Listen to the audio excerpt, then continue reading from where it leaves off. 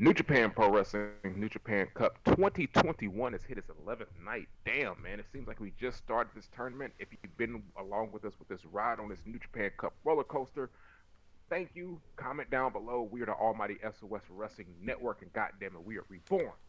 So here to talk about night 11 of the New Japan Cup, and we got some stuff that happened in the New Japan Cup tournament matches. LK, because I say LK because my boy LK is here with me. LK, good sir, what is going on?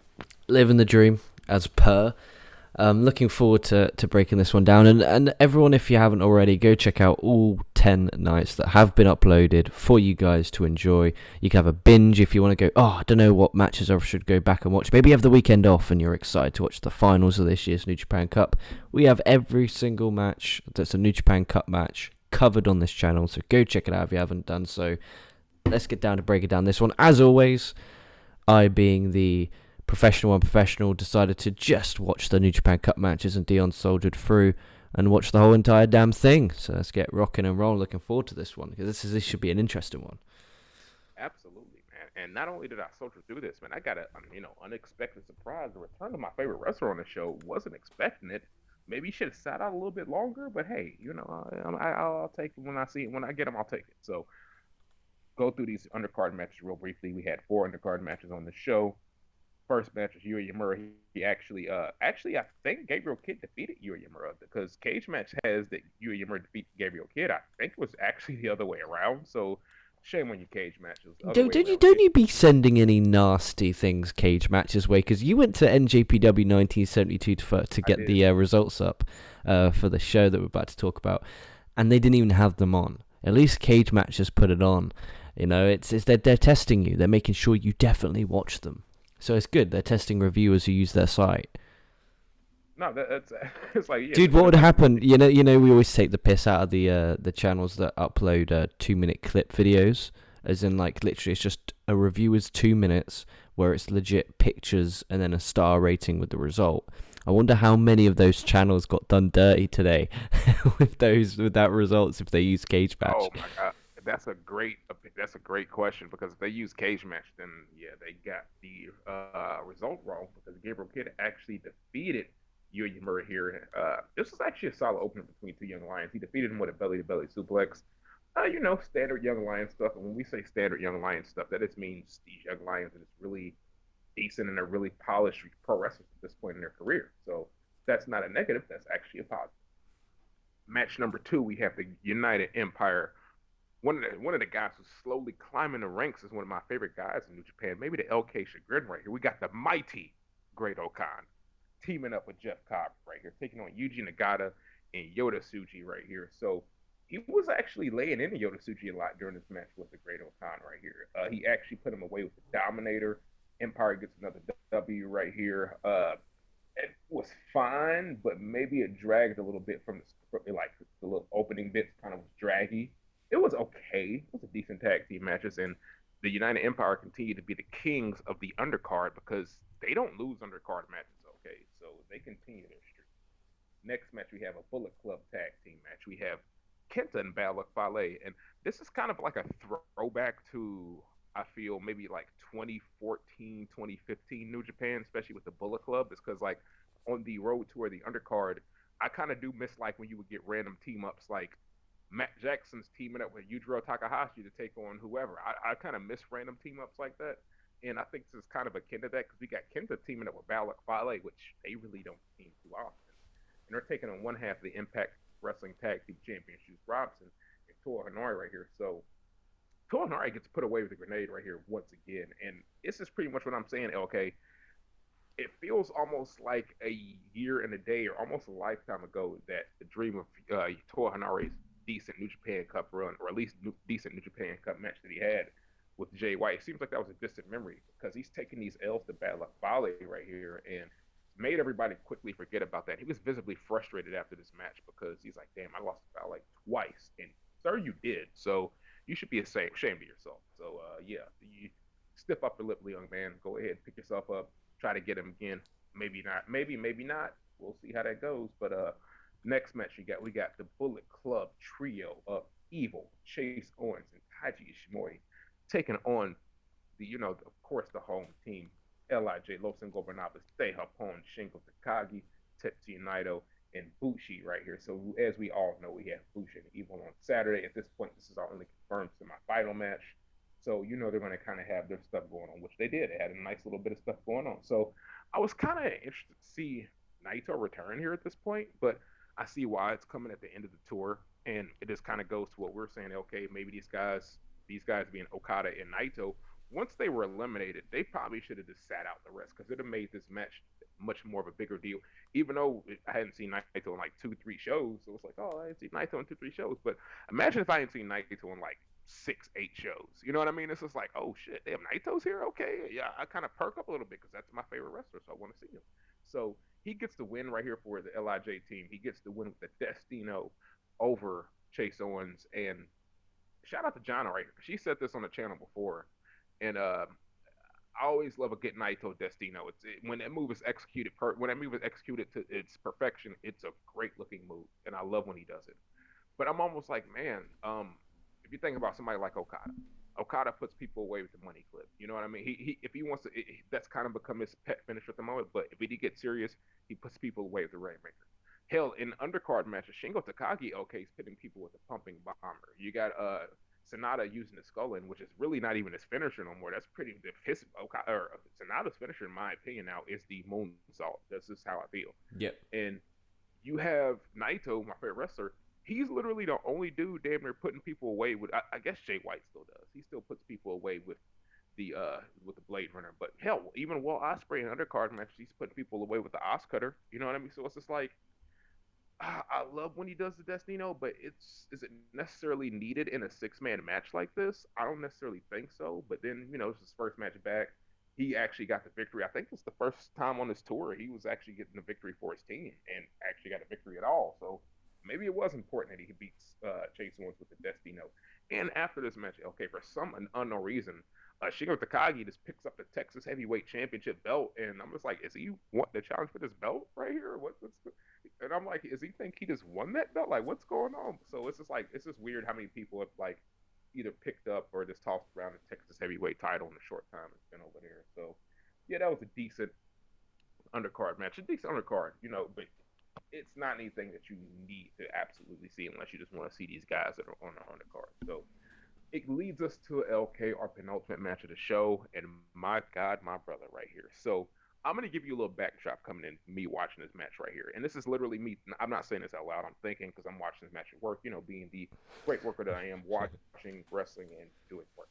So I'm watching this match, and I probably have the same thought that you had, LK. We probably were having the same line of thinking here because as I'm watching this match, dude, formality. I'm like, Jay White's winning this match. And it's Jay White's winning. I'm like, damn, that's crazy because normally in the New Japan Cup, I was like, we haven't gotten any upsets at this point. And I was like, normally in the New Japan Cup, you at least have gotten an upset. And I'm like, at this point, Yano upsetting people is not really upset because we expect it. So I'm like, that's not really upset to me. Well, So I think. So sorry to go off there. I think Shingo beating Okada and Okan beating Naito could be upsets, but when it comes to the later rounds, I definitely agree with you. It's kind of been everything's been like, yep, they're facing, he's gonna win. Yep, he's facing. Apart from Yoshihashi and David Finley was heartbreaking. So I still do hold a grudge towards David Finley for knocking out Yoshihashi. That's fair though. Okay, but you even agree with me on this channel. I will give you the Shingo and Okada one. But you will agree with me. I even said on the review, I said Okan's beating Naito in the first round. I saw that the writing was. You did. To be fair, you said that before they even announced that those two are gonna have a match, which was fucking weird and sketchy. But I don't know. To me, when the match took place, I thought, cool, this is Okan. See you later. Enjoy the lower mid card for the next few years of your life. But that's not what happened, and he beat Naito just to get dumped out by Yano in the second round, which is mightily depressing. But it is what it is. At least I didn't have to, in a non-nasty way, at least I didn't have to watch him anymore until obviously when we get to the finals and when we get back to, for example, the Sakura Genesis tour. I'm sure he'll be involved in that and I'll be watching his matches there.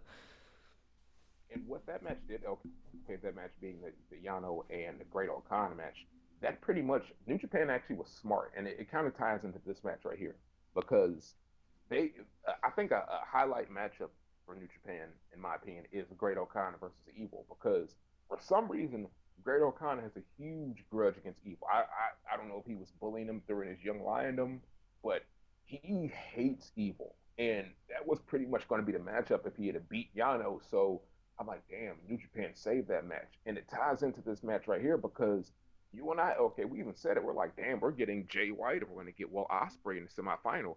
New Japan pretty much pull a bait and switch, protecting the fuck out of the match when you really think about it. Because, dude, I like not even this match right here, because this was a really good match. David Finley did his fucking thing. Dude, I was at work, okay, watching this. Dude, when he got the 1, 2, 3, I literally was like, not like running. I was just like, holy shit, David Finley just beat Jay White. I was literally shocked that he beat Jay White right here. Like, it shocked the hell out of me because I thought it was a foregone conclusion. I thought Jay White was advancing and getting Jay White pretty much versus Will Ospreay, without even talking about the main event before we get to the main event. And dude, that was kind of low key brilliant by New Japan because they know for these guys, not even 1 year down the line, not even 2 years down the line, 3, 4 years down the line, the way they're trying to book things, Will Ospreay and Jay White's going to be a money match for them, and they're protecting that match as strong as they can. I'm noticing that right now. Like, that's literally what I noticed off this match. Yeah, that's a great shout.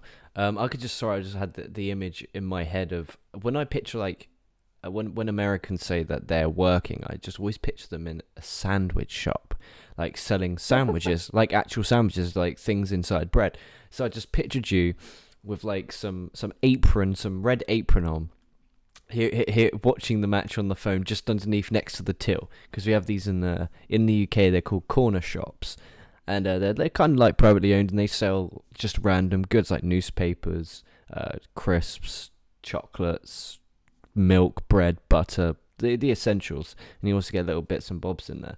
But when you go in there, they're always watching things on their phone, which I think is your dream job if you ever move to the UK. I think you'd own one of those shops.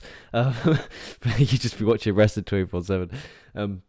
But I could picture some person comes up. Can I have a salami sandwich? And you're like, wait, 1, 2, 3. And you're like, ah! You just fucking throwing salami in the air. Fucking, I can't believe it. The customers just stood there like, what the fuck is going on here? And he's like, Jay White, Jay White's out. Yeah, I was pretty. I watched it before I went to work. Because I may be the professional unprofessional in here, but I am the professional at work. I do not have the luxury of watching the shows at work. But fucking yeah, I watched it. It was kind of like, because I obviously woke up quite late because I went to sleep quite late. But then as soon as I woke up, I was like, oh yeah, watch this, blah, blah, blah. I need to watch this before. And then bam, it really started the day off right. I was like, oh, that's a result. And the match itself was really fucking great. I really, really did enjoy the match. The way it built and the way how these guys went at it. They really, really did. They beat the fuck out of each other. It was really good. And that's the thing with this tournament. It really has been full of some great wrestling. Like from top to bottom, from the left bracket to the right bracket. It's just every night there's been at least one really good match. Here we had two, but this was just...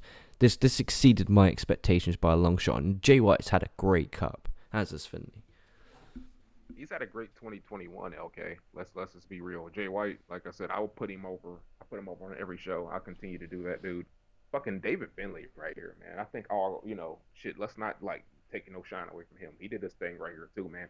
And I, it was a great touch after the match. Okay, because if you know the like relationship and history, I'm sure behind the scenes and everything. These guys are legit friends, and I thought about that too once he had this happen, and I'm like, damn, that's kind of cool in a way when like you kind of put your friend over and you give him a big win. You gotta think that's kind of cool. Like, hey man, I kind of helped him get this big win right here. You know what I mean? I think that's kind of low key cool. It's like, hey, that's with my friends. He got like probably the biggest win in his New Japan career that David Finley got right here. Beat a former IWGP Heavyweight Champion. And I love the touch at the end because, like you said, these guys were just battering each other. I love when Jay White was just throwing him against the guardrail and throwing him against the ring apron. I love that little spot right there. I love too once there was two things that post match that I loved to where Jay White's kind of pretty much like out of it and he's kind of like holding over to Finley like his leg and the Finley's kind of like get the fuck off of me. I don't know why I just love that little touch because it's like you just know the history between these guys. Then I love the like realization when Jay White just realized that David Finlay had just beat him. He was just like, wait, no, like hold on, wait, what? Like wait, what just happened? Like this was brilliant, brilliant stuff by these guys, man. And yeah, David Finley's biggest singles win of his career right here. Shout out to him. He goes on to the semifinal, and yeah, man, it's pretty much. Only thing I do maybe not like about this match is I kind of wish Juice Robinson would nullify Ghetto earlier. Because honestly, I do like the storyline aspect though, because every time that David Finlay would try to get out the blocks, Ghetto would kind of be in his way to interfere. I kind of do like that, but if Juice Robinson's out there, what are you just watching your buddy get fucking just fucked over there and do something? Yeah, I could see that. I did enjoy when Juice did come out and Fireman's carry and get his ass out of there. I think they were just trying to build him up and get the heat, so having Gato keep getting involved to the point where Juice comes out, and theoretically, if the crowd was allowed to make noise, I think they'd pop. And also the fact that when Finley got the win here, the crowd kind of gasped. Obviously, they're not meant to because of COVID, but it was such a surprise. Even the crowd during the COVID era, like, so I thought it was really fucking, it was a really cool moment. I really enjoyed it. Also, I love the aesthetics of the building. I can't remember where this building is or if I've seen it. I've definitely seen All Japan run here, but I can't really remember New Japan. They probably ran it during a G1 or Best of Super Juniors or Tag Leagues. I have seen it before, but it was a really cool building, and I loved all these buildings. And one thing I think we touched upon on one or two of the nights, how every time New Japan goes to a different venue, they always have the same set specific to that venue. So, for example, when they're in the Kurikan, it's just nothing really. But when they go to Osaka, you know what you're gonna get. Your Fukuoka, you know what they're gonna get. It's you know what you're gonna get depending on where they are in the country, but it's always different. Kind of similar to what WWE used to do back in the day when they used to have a different set for pay-per-views. So yeah, I think it's always cool to kind of turn on the screen and wonder what aesthetically it's gonna look like because it always looks different.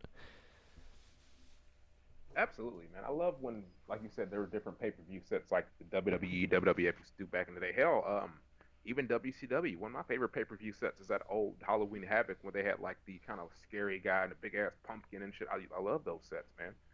It's kind of just makes the event just like makes it really big. So I'm glad when they do stuff like that. So yeah, man, dude, this shout out to David Finley, dude, getting the biggest win of his career right here, man.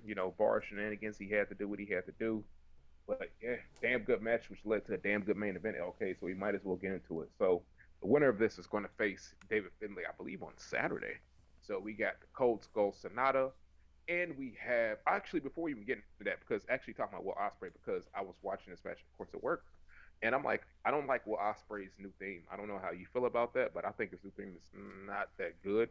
And two, I meant to say this to you yesterday, but dude, what do you think about Kenta's theme? Because I think Kenta's theme is fucking awesome, and it just gets me pumped every time I fucking hear it.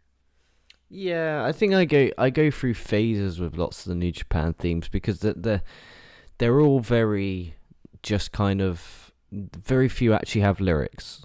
So Ospreay's obviously has lyrics and his old. I thought his old song Elevated was really good. I think it's on my. What I it have. out? I have it on my. I have a Spotify where I have kind of all categories, kind of mixed up into one. I just called it random. I call it random tunes. It's just like a mixture of like I think it's like 600-700 songs of just different genres all kind of wrapped up. So if I'm ever just chilling or walking to work or whatever I'm doing, just put headphones in, hit shuffle, and a random song will come on, and Elevated's in there somewhere. Um, but yeah, his new one's a bit.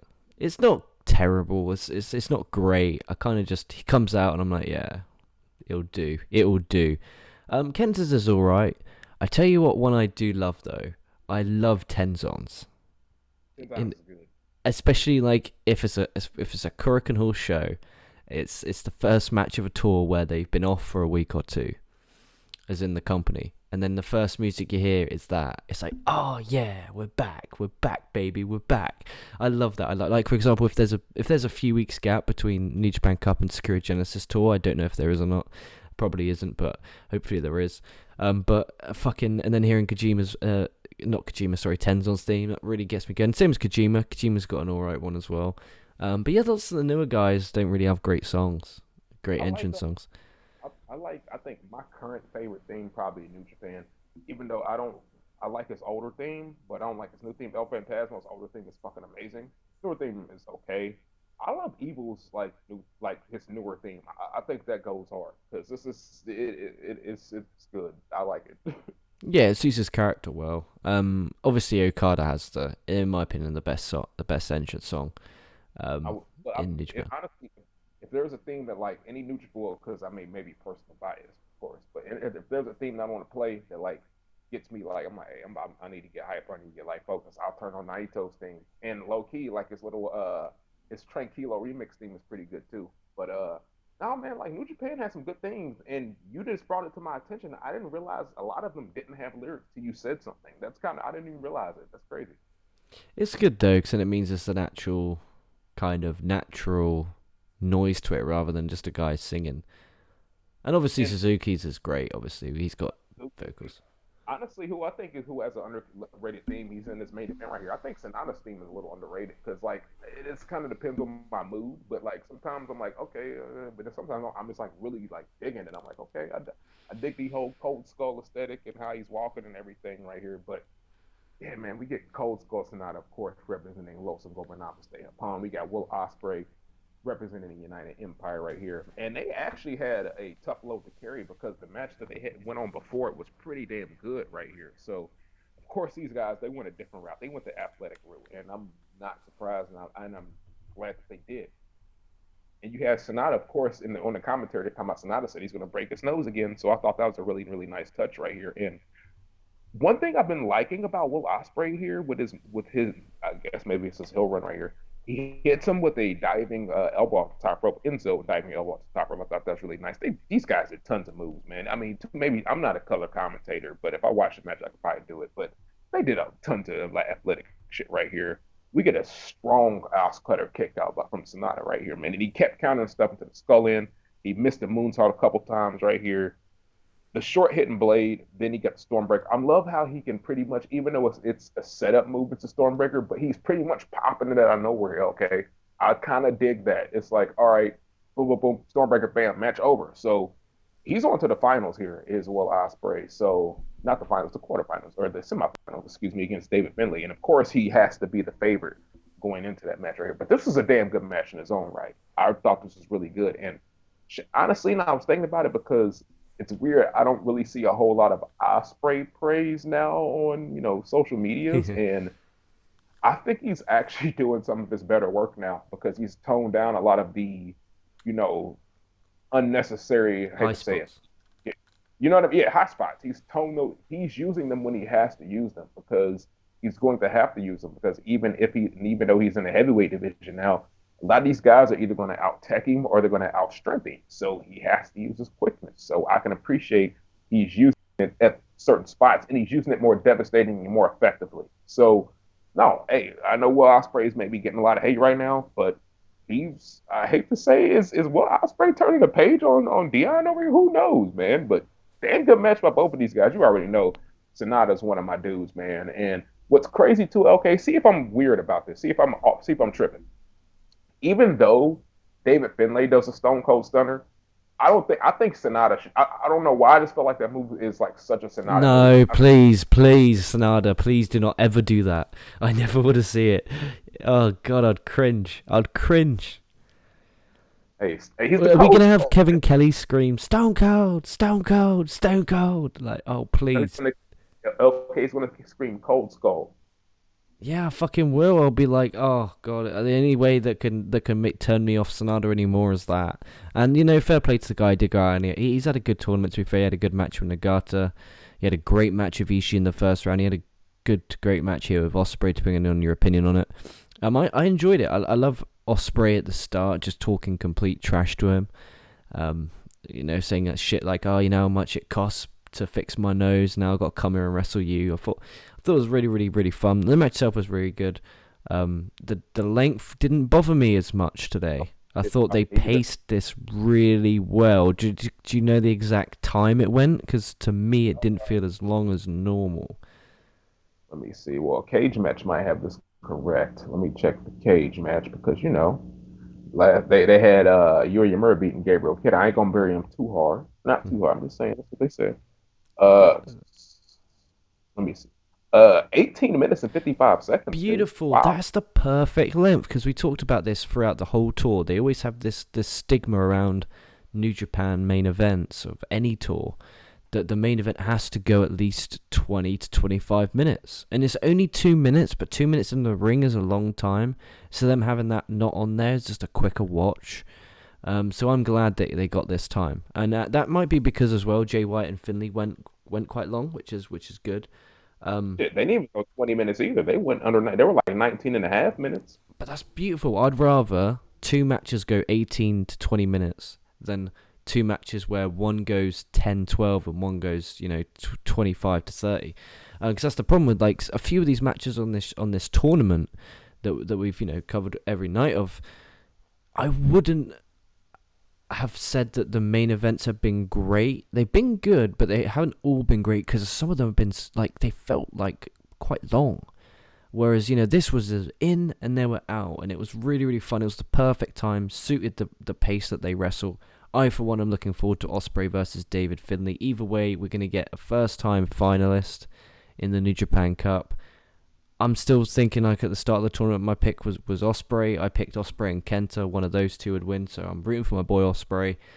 I'm hoping he wins. It's going to be great if he does, and if he doesn't, I'm sure we'll get a great match either way. But Finley, what a few weeks, eh? He's 1.5 for the Impact Wrestling Tag Champs with Juice Robinson, and he's also in the semi-final. Who would have thought, eh? Who would have thunk it when we started doing these New Japan Cup review shows that we'd be at night 11 and David Finley would have beat Jay White and he'd be in the semi-finals in 2 nights on Saturday night for the New Japan Cup. He is 2 matches away from earning himself a heavyweight championship match. Okay, he's literally like, whatever sport you like when it's the playoffs, especially if it's a 1-game scenario.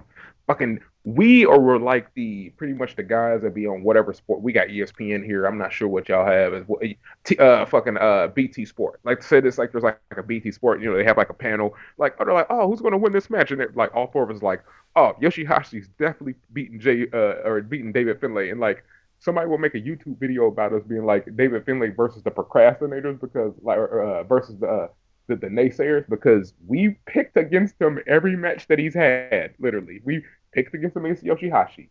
Definitely picked against them against Jay White. So, I mean, of course, I'm picking Ospreay to win that match here. But dude, if they yeah, please. No, there's no way. There's no way that Ospreay doesn't win because I think we're gonna get an Ospreay Shingo final. That's my prediction. And the beauty about that is okay because as I guess my respect has grown for one Billy Boy. Even though I'm LIJ all the way, if he was to defeat if Shingo or he wins that, I don't care either way because I need Kota Ibushi to have a fresh challenge, and both those guys provide both of that. It's all about the threat level of that challenge. Like, do you think New Japan would pull the? I don't like. It's crazy because before we even go to predictions about what even would happen or whatever, I'm just thinking about that. I'm just thinking about like the threat level of both of these guys. So to me, Ospreay versus Kota Ibushi for the title. He's at like a 7 threat level, if that's fair. He's like about a 7. He's like, he could win, but you kind of expect Kota Ibushi to defeat him. I think if Shingo Takagi wins this, dude, he's probably like an 8. And I think it could be like a surprise situation because at what point would they really have a chance to put the belt on Shingo Takagi? And I know we're not in a pro wrestling, they deserve it or they deserve it. Dude, Shingo Takagi being the fucking IWGP World Heavyweight Champion, that would be shocking. And who would have saw that coming in 2021? Yeah, literally. I'm that would work. It would be fun, and I would have no fucking negative thoughts about it. I think we're just getting Ospreay and Ibushi at Sakura Genesis, and the way how they protected Ospreay versus White here in the New Japan Cup, I wouldn't be shocked if at Dominion we get Ospreay versus White for the world title, and then that's how you get the belt back on White heading into the G1. Yeah, well, and I'm glad you said that too, because I think even though I said it earlier, I think New Japan has made it known that Ospreay versus Jay White is because both of those guys are still super young. That is a future money match for them, and they're really protecting that match literally like an Okada Naito. So we're not going to see that they're not going to just throw Ospreay and Jay White away on some bullshit like. That's why we didn't get that here. And I'm like, damn, that's literally how they do Okada Naito, because if they're matched up on the same bracket, you're like, oh, they're gonna nope. Shit, we could have got that here in the fucking New Japan Cup now. We could have gotten Okada Naito like quarterfinal match would have been really interesting because it's like, damn, man, the quarterfinals wrestling each other. That'd been kind of weird. But yeah, they're protecting that match, and that's something for me to future keep my eye on, and I think that's huge, and think that's huge for both guys. And shit, David Finley getting a victory over a guy like Jay White, who's a former IWG, and shout out to Jay White as well because I forget what it was. It was one of those post matches. He was pretty much talking about how. Well, I mean, he's not going to do it now, but he was saying how he was going to stop the Madman Ibushi, and he's like, I'm going to split the titles back up. So it's some weird stuff going on. Okay, people are talking about splitting the titles back up and whatnot. So I'm like, what is really happening? Actually, Maybe that's why they just kept Ibushi away to kind of keep down the kind of anger that people are having towards these belts being both of them instead of just removing the IC title, removing both belts and creating the heavyweight title. And I reckon on the New Japan Cup finals we'll get Ibushi and he's going to come out with a new belt. That's what I reckon. that's what I was about to say. Like, I don't know how long they've been thinking about quote unquote making a new belt or whatnot, but if they just came off a whim, like literally a couple of weeks ago, like, oh, we're going to make a new belt. I don't care how much you pay Dave Milliken, Paul Martin, any belt guy that I know here. I don't care how much you pay Leather Rebels. I don't care how much you pay these guys. That's a short turnaround time to make a belt. Like, that literally is. We saw what happened with AEW last year with the TV title, and they were barely able to get that on TV. So it's like, I don't even know what's going on because, like, can you feel? I don't think they can feasibly like have a belt maker unless they already talked to them and had this plan earlier. This could have been a plan that's they literally just waited for the belt to be made. Maybe that could be it. And two, maybe we overthinking this too. Who's to say that they just wouldn't make a modified version of the current belt, but just have it say World Heavyweight? Oh, Like, that's hilarious! It just says world on it. Oh, hey, that would be great. that'd be That would be terrible. great. I mean, shit. At this point, until I see what it is, hey, the GHC heavyweight title is looking pretty good as well. So, Yeah, that is true. Everyone go check out our Noah reviews that we did yesterday on the channel. Go check that out. so shit. We got Shingo. We're pretty much saying it's Shingo and Will Ospreay going into the final, man. They haven't unleashed the card for Saturday show, but once the card for Saturday show is on, I don't know if you'll be able to record on Saturday. Okay, hit me up if you are. I'll be down to do that as well. And I'll let you know about the Sunday live thing after the show. But they haven't released Saturday's card yet. So we're kind of just, I assume Naito is going to sit out and we're probably going to get an Okada sighting. So that's Yep, just my pick. that would definitely be a probability that will happen. Yeah, we'll figure out a schedule Yeah. in the time. But yeah, I'll probably can be game for Saturday and Sunday. I completely forgot that I do have a desk in my room, so I can just take the stuff upstairs. Silly goose, man. How you going to do that? Come on. It's really not difficult. I literally a laptop. I can literally just take my laptop upstairs and take the laptop and mic upstairs and stop being a little bitch. Well, yeah, dude. So I think we pretty much covered it. We breezed through this New Japan Cup, guys. We've covered every single show. Like, literally, it hasn't been no 2 minute, 30-second review. We've talked about how we thought about the match, what we didn't like about the New Japan Cup, man. And this shit's went by really fucking fast.